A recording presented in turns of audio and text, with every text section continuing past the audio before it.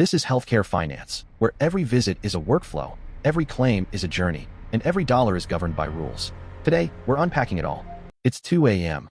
You're in pain. You go to the only place that has to take you, the emergency room.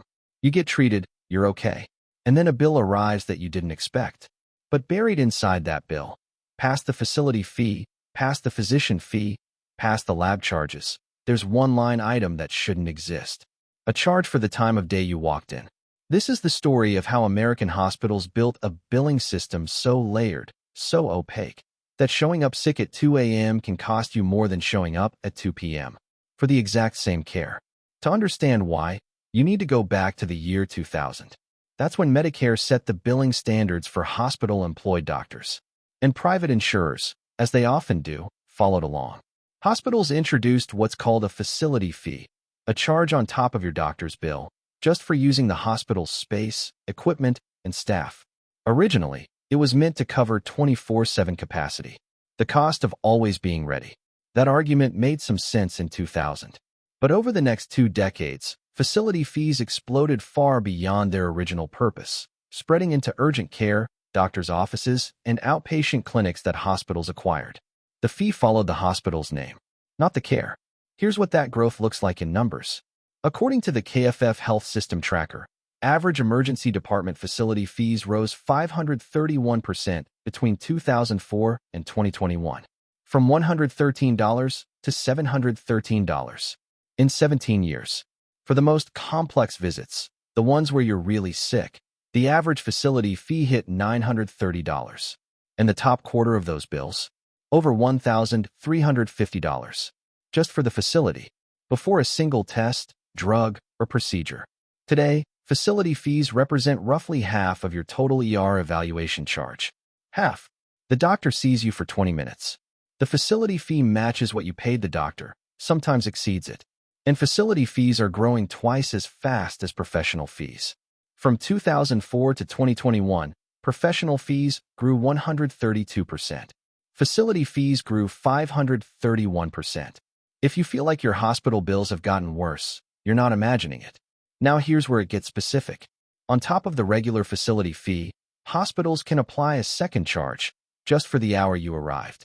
It's called CPT code 99053, and it applies to any ER visit between 10 p.m. and 8 a.m. The American College of Emergency Physicians supports billing this code, saying it covers nighttime practitioner availability costs. The extra charge ranges from $38 to $200 per visit. Small number on its own, until you do the math. Nearly 60% of all ER visits in America happen outside of regular business hours. That's over 130 million visits per year hitting that after-hours window. Even at $38 a visit, that's billions of dollars in potential surcharges annually. And billing advocates say these surcharges are showing up more and more. A practice that was once rare is becoming routine. The incentive exists. The code exists. And now, hospitals are using it. So what happens when a patient gets this charge? In 2018, NPR and KFF Health News covered a woman in Texas who went to the ER at night for a severe allergic reaction. She recovered, then got a bill with an after-hours surcharge added on top. Her insurer? Aetna. Aetna's policy is explicit. They do not reimburse after-hours charges associated with emergency room visits. The hospital billed Aetna. Aetna rejected it. The hospital then turned to the patient. This is how the math works for uninsured or high-deductible patients. The hospital applies the contracted rate, but the after-hours code is bundled on top. And since most insurers don't cover it, that line item lands entirely on you. Medicare, for what it's worth, takes a harder line. Under Medicare rules, CPT 99053 is bundled into the base payment. Medicare won't pay extra for it. But Medicare patients are a protected class. Private insurance patients? Different story. The core absurdity here is this. The ER is open 24 hours a day, 7 days a week, 365 days a year.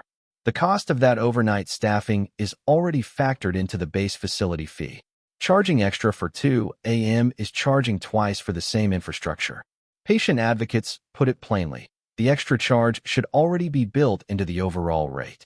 A 24-hour hospital is always a 24-hour hospital. The night shift isn't a surprise. Let's look at the transparency picture. Since January 2021, federal law requires hospitals to publicly post their prices, including negotiated rates. It was supposed to let patients compare costs, but compliance has been a problem. A 2023 report by Patient Rights Advocate found that only 36% of U.S. hospitals fully complied with the price transparency rule. That means almost two-thirds of hospitals still aren't showing you what they'll actually charge before you walk in. Some states are pushing harder. Colorado, Florida, Georgia, and Oklahoma have passed their own enforcement laws on top of the federal requirement. In those states, non-compliant hospitals face steeper penalties. But most states have no extra enforcement at all. Here's what the data shows when hospitals do disclose. At a single hospital, the same ER service can vary by insurer anywhere from 118% to 358% of Medicare rates, meaning your bill is largely determined by a contract you've never seen and couldn't negotiate. And the after-hours surcharge exists on top of all of that. It's not a replacement for the facility fee. It's an addition, a second layer of billing for a single visit. In an emergency, at a place you had no choice but to go. The Hospital Association argues facility fees cover real costs, 24/7 staffing, equipment maintenance, emergency preparedness. And that's true. But those costs are already priced into the base facility fee that's risen 531% since 2004. Multiple states are now considering bills to limit or ban facility fee add-ons. The National Academy for State Health Policy has a model law. But until it passes where you live, you're on your own when that 2 a.m. bill arrives. So what can you actually do?